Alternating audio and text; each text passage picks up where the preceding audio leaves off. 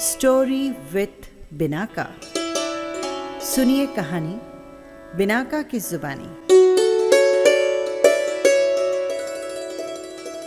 तो लीजिए, हाजिर है वज्र कुमार की कहानी।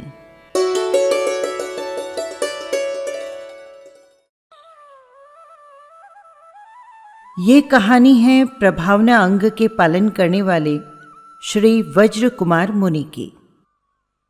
जिस समय की ये कथा है, उस समय हस्तिनापुर के राजा थे बल। वो राजनीति के अच्छे विद्वान थे, तेजस्वी और दयालु थे। उनके मंत्री का नाम था गरुड़। उनका एक पुत्र था जिसका नाम था सोमदत्त।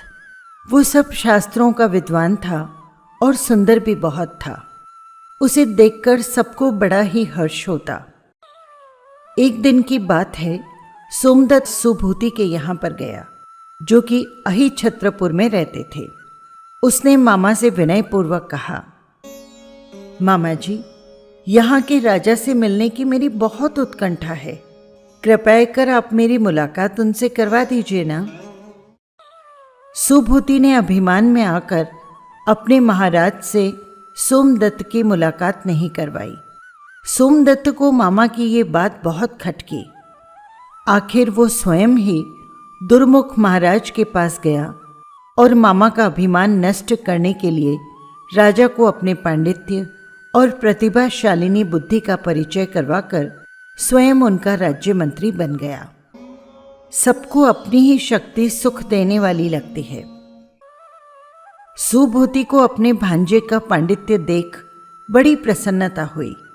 उसने उसके साथ अपनी यज्ञदत्ता नाम की पुत्री को ब्याह दिया। दोनों ही दंपति सुख से रहने लगे। कुछ दिनों बाद यज्ञदत्ता के गर्भ रहा। समय चातुर्मास का था। यज्ञदत्ता को दोहद उत्पन्न हुआ। उसे आम खाने की प्रबल उत्कंठा हुई। स्त्रियों को स्वभाव से गर्भावस्था में दोहद उत्पन्न हुआ करते हैं। सो आम का समय न होने पर भी सोमदत्त वन में आम ढूंढने चला। बुद्धिमान पुरुष असमय में भी अप्राप्य वस्तु के लिए साहस तो करते ही हैं।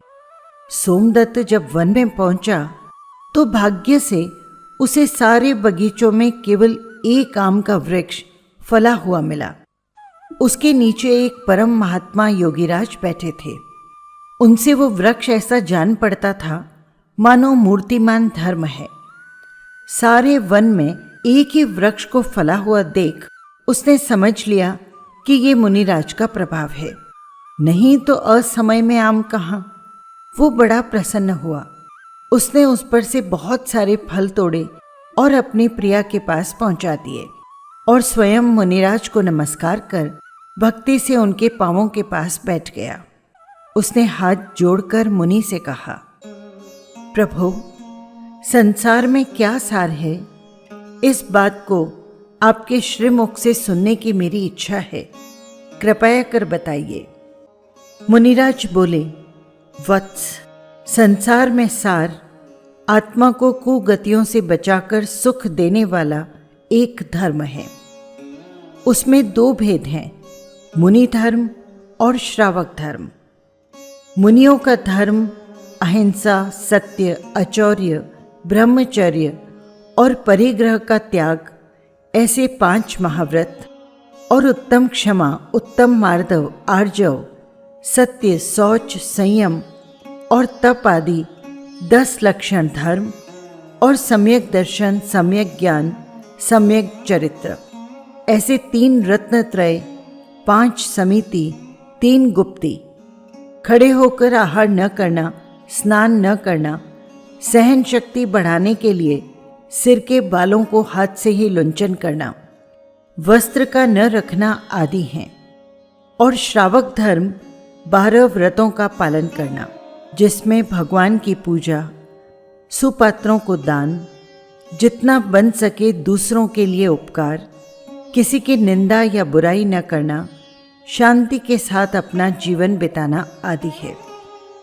मुनि धर्म का पालन सर्वदेश करेंगे, अर्थात स्थावर जीवों की भी हिंसा वे नहीं करेंगे। और श्रावक इसी व्रत का पालन एक देश अर्थात स्थूल रूप से करेगा।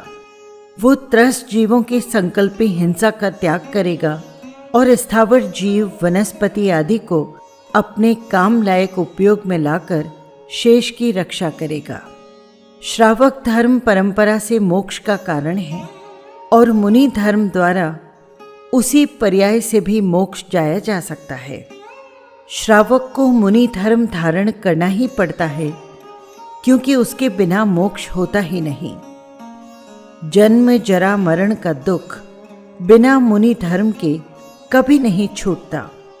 इसमें भी एक विशेषता है, वो ये कि जितने मुनि होते हैं वे सब मोक्ष में ही जाते हों, ऐसा नहीं समझना चाहिए। उनके परिणामों पर सब बात निर्भर है। जिसके जितने जितने परिणाम उन्नत होते जाएंगे और राग, द्वेष, क्रोध, मान, माया, लोभ आदि आत्मशत्रु नष्ट होकर अपने स्वभाव की प्राप्ति होती जाएगी, वो उतना ही अंतिम साध्य मोक्ष के पास पहुंचता जाएगा। पर ये पूर्ण रीति से ध्यान में रखना चाहिए कि मोक्ष होगा तो मुनि धर्म से ही। इस प्रकार श्रावक और मुनि धर्म और उनकी विशेषताएं सुन सोमदत्त को मुनि धर्म ही बहुत पसंद आया। उसने अत्यंत वैराग्य के वश होकर मुनि धर्म की ही दीक्षा ग्रहण की। साधु बनकर गुरु के पास उसने खूब शास्त्राभ्यास किया। सब शास्त्रों में बहुत योग्यता उसने प्राप्त कर ली। इसके बाद सोमदत्त मुनिराज नाभिगिरी नामक पर्वत पर जाकर तपश्चर्या करने लगे और परिशः शयन कर अपनी आत्मशक्ति को बढ़ाने लगे। इधर यज्ञदत्ता के पुत्र हुआ। उसकी दिव्य सुंदरता और तेज को देख यज्ञदत्ता बहुत प्रसन्न हुई।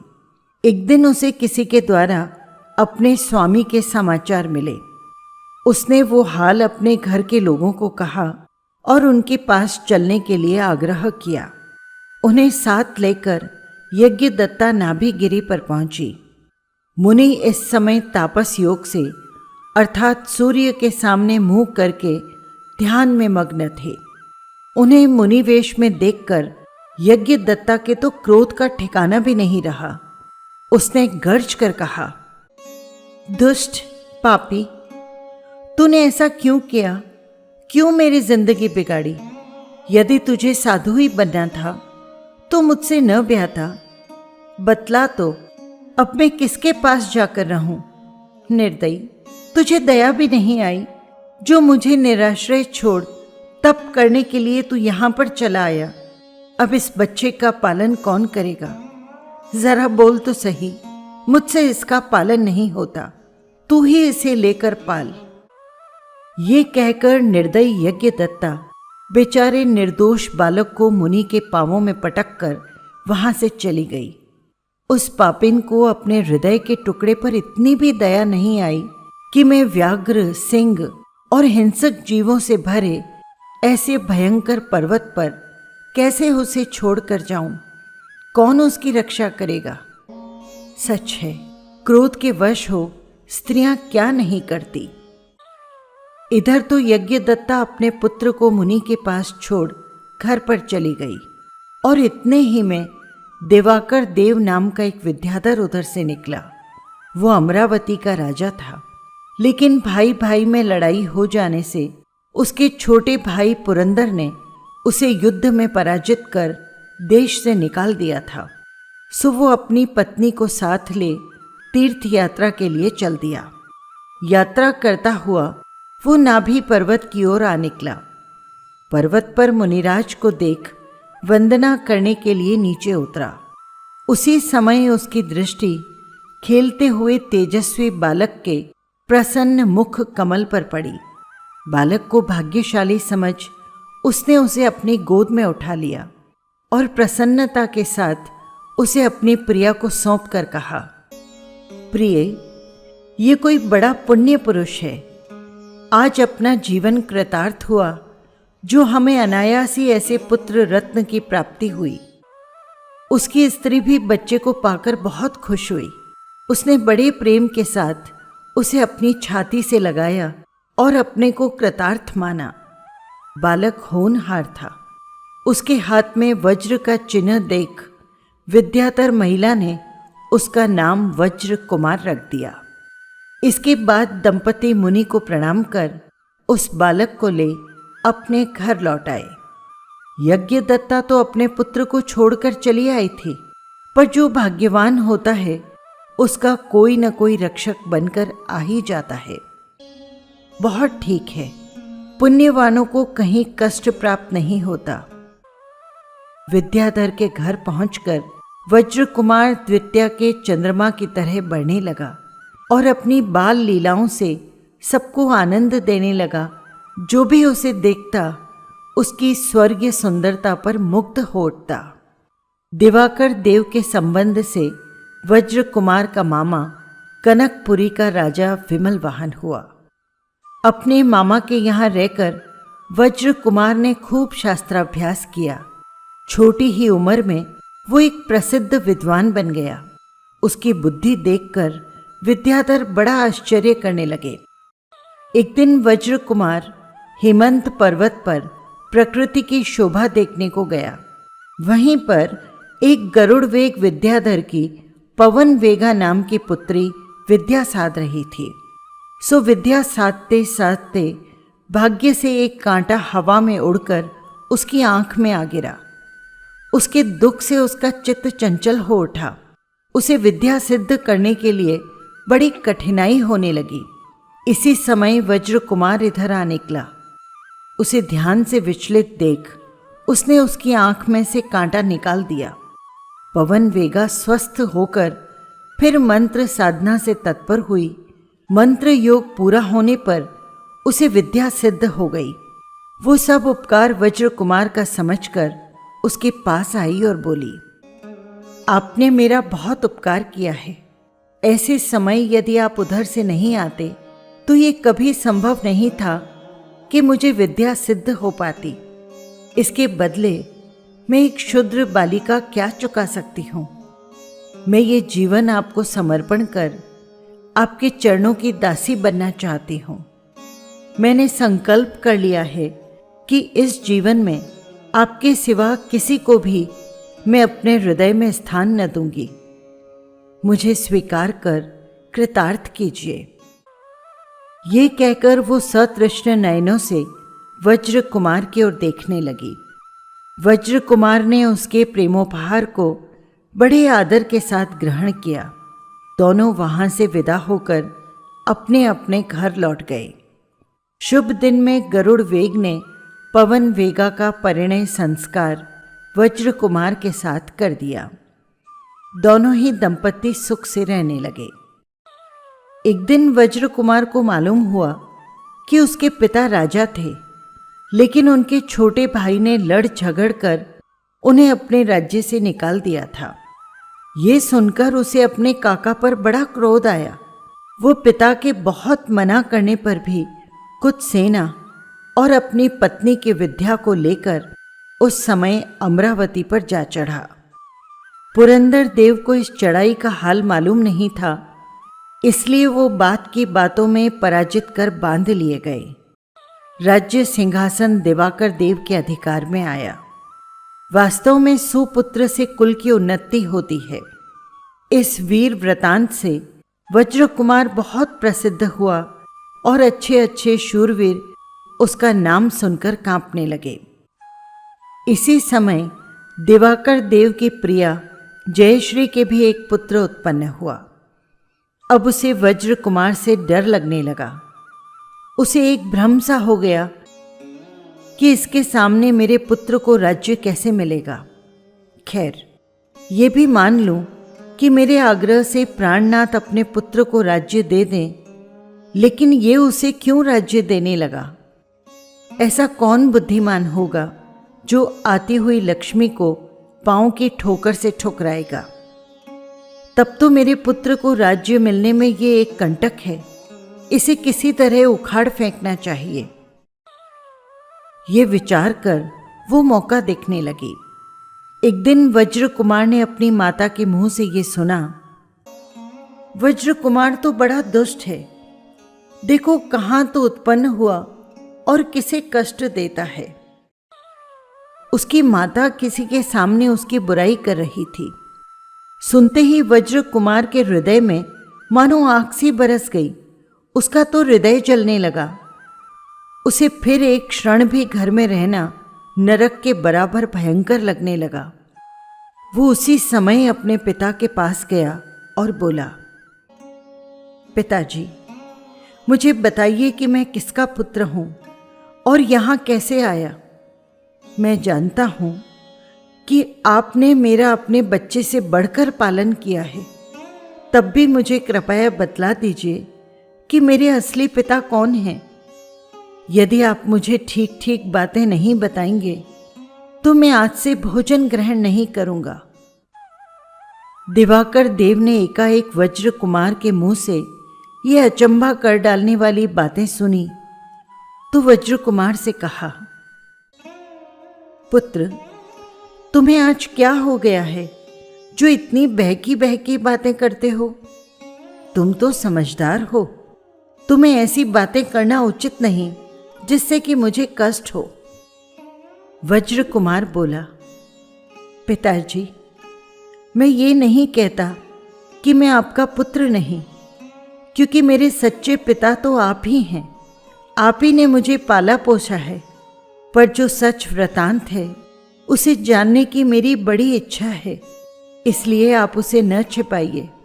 उसे कहकर मेरे अशांत हृदय को शांत कीजिए।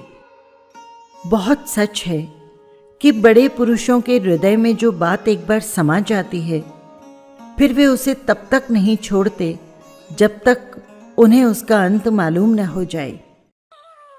वज्र कुमार के आग्रह से दिवाकर देव को उसका पूरा हाल ज्यों का त्यों बताना पड़ा, क्योंकि आग्रह से कोई बात नहीं छुपाई जा सकती।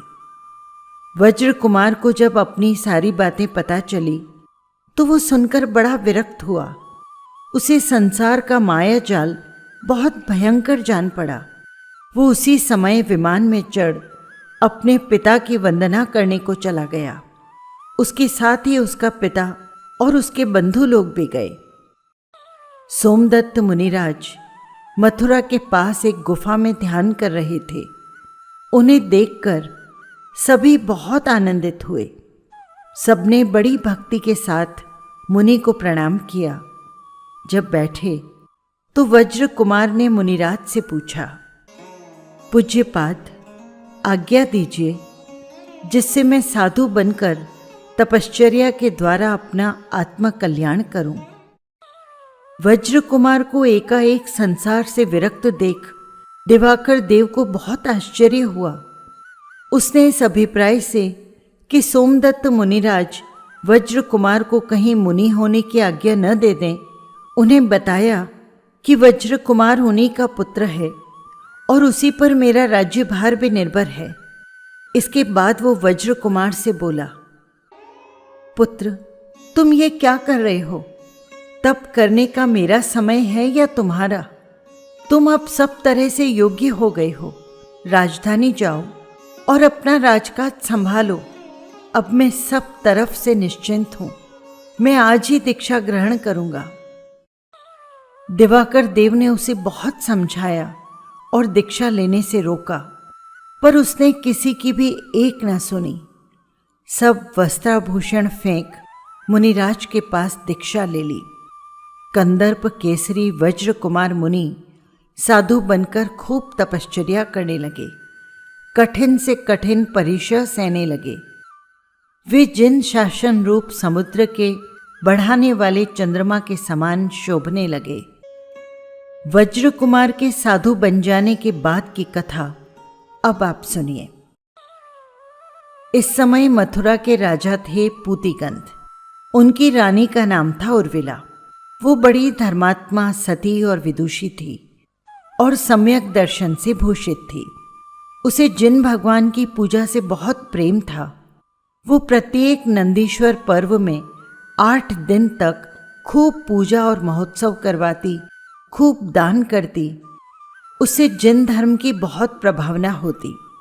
सर्वसाधारण पर जैन धर्म का अच्छा प्रभाव पड़ता। मथुरा में ही सागर दत्त नाम का एक सेठ था। उसकी पत्नी का नाम था समुद्र दत्ता। पूर्व पाप के उदय से उसके दरिद्रा नाम की एक पुत्री हुई। उसके जन्म से ही माता पिता को सुख न होकर बहुत दुख हुआ। धन संपत्ति सब जाती रही और माता पिता भी मर गए। बेचारी दरिद्रा के लिए अब पेट पालना भी मुश्किल था। अब वो दूसरों का झूठा खाकर दिन काटने लगी। वास्तव में पाप के उदय से जीवों को दुख भोगना पड़ता है। एक दिन 2 मुनि भिक्षा के लिए मथुरा आए। उनके नाम थे नंदन और अभिनंदन। उनमें नंदन बड़े थे और अभिनंदन छोटे। दरिद्रा को अन्न का एक एक झूठा कण खाते देख अभिनंदन ने नंदन से कहा, मुनिराज, देखिए ना, ये बेचारी बालिका कितनी दुखी है, कैसे कष्ट के साथ अपना जीवन बिता रही है। तब नंदन मुनि ने अवधि ज्ञान से विचार कर कहा, हाँ, यद्यपि इस समय इसकी दशा अच्छी नहीं, तथापि इसका पुण्य कर्म बहुत प्रबल है। भविष्य में ये पूती गंध राजा की पटरानी बनेगी। मुनि ने दरिद्रा का जो भविष्य सुनाया उसे भिक्षा के लिए आए हुए एक बौद्ध भिक्षुक ने सुन लिया। उसे जैन ऋषियों के विषय में बहुत विश्वास था, इसलिए वो दरिद्रा को अपने साथ लेवा ले गया और उसका लालन पालन करने लगा। दरिद्रा जैसे जैसे बड़ी होती गई वैसे वैसे यौवन ने उसकी श्री को खूब सम्मान देना आरंभ किया। अब वो युवती हो चली। उसके सारे शरीर से सुंदरता की सुधा धारा बहने लगी। आंखों ने चंचल मीन को लजाना शुरू किया। मुंह ने चंद्रमा को अपना दास बनाया। नितंबों को अपने से जल्दी बढ़ते देख शर्म के मारे स्तनों का मुंह काला पड़ गया। एक दिन युवती दरिद्रा शहर के बगीचे में जाकर झूले पर झूला झूल रही थी। कर्म योग से उसी दिन राजा भी वहां पर पहुंचे। उनकी नजर एकाएक दरिद्रा पर पड़ी। उसे देखकर वे अचंभे में रह गए कि ये स्वर्ग सुंदरी कौन है। उन्होंने दरिद्रा से उसका परिचय पूछा। उसने निसंकोच होकर अपना परिचय वगैरह सब उन्हें बता दिया। वो बेचारी भूली थी। उसे क्या मालूम कि मुझसे खास मथुरा के राजा पूछताछ कर रहे हैं। राजा तो उसे देखकर कामांध हो गए। वे बड़ी मुश्किल से अपने महल में आए। आते ही उन्होंने अपने मंत्री को श्री वंदक के पास भेजा। मंत्री ने पहुंचकर श्री वंदक से कहा, आज तुम्हारा और तुम्हारी कन्या का बड़ा ही भाग्य है जो मथुराधीश्वर उसे अपनी महारानी बनाना चाहते हैं। कहो, तुम्हारी तरफ से भी सहमति है ना? श्री वंदक बोला, मुझे महाराज की बात स्वीकार है, लेकिन एक शर्त के साथ। और शर्त ये है कि महाराज को बौद्ध धर्म स्वीकार करना होगा, तभी मैं इसका ब्याह महाराज के साथ कर सकता हूं। मंत्री ने महाराज से श्री वंदक की शर्त कह सुनाई। महाराज ने उसे स्वीकार कर लिया। सच है, लोग काम के वश में होकर धर्म परिवर्तन तो क्या, बड़े बड़े अनर्थ भी कर बैठते हैं। आखिर महाराज का दरिद्रा के साथ ब्याह हो गया। दरिद्रा मुनिराज के भविष्य कथनानुसार पटरानी हुई। दरिद्रा इस समय बुद्ध दासी के नाम से प्रसिद्ध हुई। बुद्ध दासी पटरानी बनकर बुद्ध धर्म का प्रचार बढ़ाने में सदा ही तत्पर रहने लगी। अष्टानिका का पर्व आया। उर्विला महारानी ने सदा के नियम के अनुसार इस बार भी उत्सव करवाना आरंभ किया। जब रथ निकलने का दिन आया और रथ छत्र, चंवर, वस्त्र, भूषण, पुष्प, माला आदि से सजाया गया, उसमें भगवान की प्रतिमा विराजमान की गई और रथ निकलने लगा, तो बुद्ध दासी ने राजा से ये कहकर कि पहले मेरा रथ निकलेगा, उर्विला रानी का रथ रुकवा दिया। राजा ने भी उस समय कुछ बाधा न दे उसके कहने को मान लिया। मोह से अंधे हुए मनुष्य गाय के दूध में और आकड़े के दूध में कुछ भी भेद नहीं कर पाते। बुद्धदासी के प्रेम ने यही हालात पुतिंग राजा का कर दिया। उर्विला को इससे बहुत कष्ट पहुंचा। उसने दुखी होकर प्रतिज्ञा कर ली कि जब पहले मेरा रथ निकलेगा तो ही मैं भोजन करूंगी। ये प्रतिज्ञा कर वो क्षत्रिया नाम की गुफा में पहुंची। वहां योगीराज सोमदत्त और वज्र कुमार महामुनि रहते थे।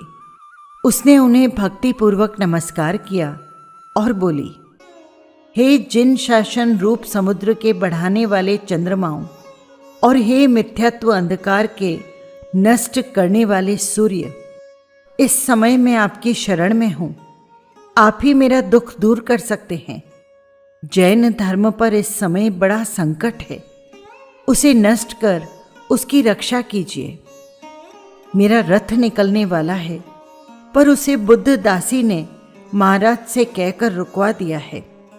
आजकल वो महाराज की बड़ी कृपा पात्र है, इसीलिए जैसा वो कहती है महाराज भी बिना विचारे वही करते हैं। मैंने प्रतिज्ञा ली है कि सदा की भांति मेरा रथ पहले निकलेगा, तभी मैं भोजन ग्रहण करूंगी। अब आप जैसा उचित समझें वो कीजिए। उर्विला अपनी बात कह रही थी कि इतने में वज्र कुमार और सोमदत्त मुनि की वंदना करने दिवाकर देव आदि बहुत से विद्याधर पहुंचे। वज्र कुमार मुनि ने उनसे कहा, आप लोग समर्थ हैं और इस समय जैन धर्म पर कष्ट उपस्थित है। बुद्धदासी ने महारानी उर्विला का रथ रुकवा दिया है, सो आप जाकर जिस तरह भी बन सके इनका रथ निकलवाइए। वज्र कुमार मुनि की आज्ञानुसार सब विद्याधर लोग अपने अपने विमान में चढ़ मथुरा पहुंचे। वास्तव में जो धर्मात्मा होते हैं वे धर्म प्रभावना के लिए स्वयं प्रयत्न करते हैं। तब उन्हें तो मुनिराज ने स्वयं प्रेरणा दी थी, इसलिए रानी उर्विला को सहायता देना उनके लिए बहुत आवश्यक था। विद्याधरों ने पहुंचकर बुद्धदासी को बहुत समझाया और कहा, देखिए, जो पुरानी रीति है उसे ही पहले होने देना अच्छा है। लेकिन बुद्धदासी को तो अभिमान आ गया, इसलिए वो क्यों किसी का मानने चली। विद्याधरों ने सीधेपन से अपना कार्य होते हुए न देखा तो बुद्धदासी के नियुक्त किए हुए सिपाहियों से उन्होंने लड़ना शुरू कर दिया और बातें करते करते उन्हें वहां से दूर ले गए। और इधर उर्विला रानी का रथ उन्होंने बड़े उत्सव के साथ निकलवा दिया। रथ के निर्विघ्न निकलने से सबको बहुत आनंद हुआ। जैन धर्म की भी खूब प्रभावना हुई। बहुतों ने मिथ्यात्व छोड़ सम्यक दर्शन को ग्रहण किया। बुद्धदासी और राजा पर भी इस प्रभावना का खूब प्रभाव पड़ा। उन्होंने भी शुद्धांतकरण से जैन धर्म स्वीकार किया। जिस प्रकार श्री वज्र कुमार मुनिराज ने धर्म प्रेम के वश हो जैन धर्म की प्रभावना करवाई, उसी तरह और धर्मात्मा पुरुषों को भी संसार का उपकार करने वाली और स्वर्ग सुख देने वाले धर्म की प्रभावना करनी चाहिए। जो भव्य पुरुष प्रतिष्ठा, जीर्णोद्वार, रथ यात्रा, विद्यादान, आहारदान, अभयदान, इनमें से किसी के भी द्वारा जिन धर्म की प्रभावना करते हैं वे सम्यक दृष्टि होकर त्रैलोक्य पूज्य होते हैं और अंत में मोक्ष सुख को प्राप्त करते हैं। बस यही थी कहानी। आपको कैसी लगी कमेंट बॉक्स में ज़रूर लिखिएगा। और हाँ, यदि आपने चैनल को सब्सक्राइब नहीं किया है तो कर लीजिएगा, जिससे हर कहानी सीधे पहुंच सके आप तक। फिर मिलेंगे किसी नई कहानी के साथ। जय जिनेंद्र।